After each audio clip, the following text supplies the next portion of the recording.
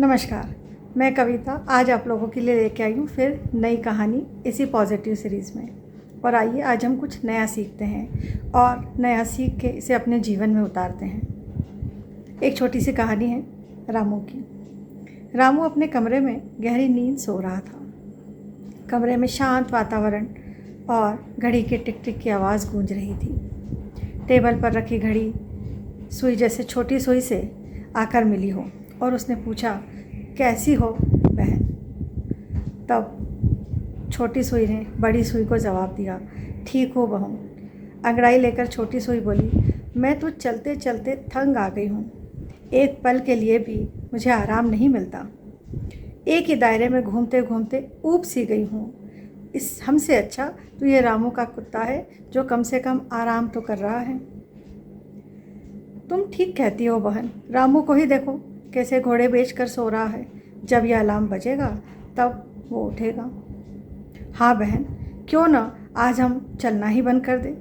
बड़ी सुई ने छोटी सुई को अपना सुझाव दिया और इसी तरह दोनों चुपचाप एक जगह ठहर गई। सुबह जब रामू की आँख खुली तो कमरे में धूप निकल आई थी और रामू हड़बड़ा के उठा कि अरे मेरी तो पढ़ाई भी नहीं हुई और मुझे देर हो गई, और इस तरह बड़बड़ाता हुआ अपने कमरे से बाहर चला गया। फिर देखते हैं क्या हुआ। रामू के पिताजी ने देखा कि ये घड़ी तो बंद है। रामू के पिताजी उस घड़ी को दुकानदार के पास ठीक कराने ले गए। दुकानदार ने कहा, बाबूजी ये घड़ी तो बिल्कुल ठीक है, अब ये क्यों बंद पड़ गई है पता नहीं, शायद पुरानी होने के कारण ऐसा हो गया हो। तो पिताजी ने कहा ठीक है। वो घड़ी लेकर घर आ जाते हैं और उसे कबाड़ के बक्से में बंद कर देते हैं। दोनों सुइयाँ घबरा जाती हैं। फिर छोटी सुई बड़ी सुई से पूछती है, बहन हम ये कहाँ आ गए? छोटी सुई ने कहा, बहन लगता है हम एक अंधेरे कमरे में बंद हो गए। तो दोनों घबरा जाती हैं। ये तो इसमें तो सांस भी लेने की जगह नहीं है और नहीं हवा आ रही है। बहन अब हमारा क्या होगा? ये सोचकर दोनों घबरा जाती हैं। बक्सा बंद हो जाता है किंतु उनकी बात सुनने वाला कोई नहीं होता। खुद ही आपस में बात करती हुई फिर रुक जाती है और सोचती है कि काश हमें कोई यहाँ से बाहर निकाले।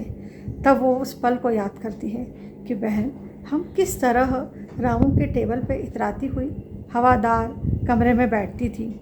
हमारे पास एक गुलदस्ता था जो सदा महकता रहता था। रामू अपने रुमाल से हमारी घड़ी को पोंछता था और अब हम इस कबाड़ में बंद हैं। हमारी टिक टिक की आवाज़ सुनने वाला भी कोई नहीं। तो समझे आप, जब हम अपना काम करना बंद कर देते हैं, जब हम नियति के विरुद्ध चले जाते हैं तो हमारी उपयोगिता नहीं रहती। इसीलिए अगर अपनी उपयोगिता बनाए रखनी है तो चलते रहना ही जीवन का नाम है। इसलिए हमेशा चलते रहिए। बहुत बहुत धन्यवाद।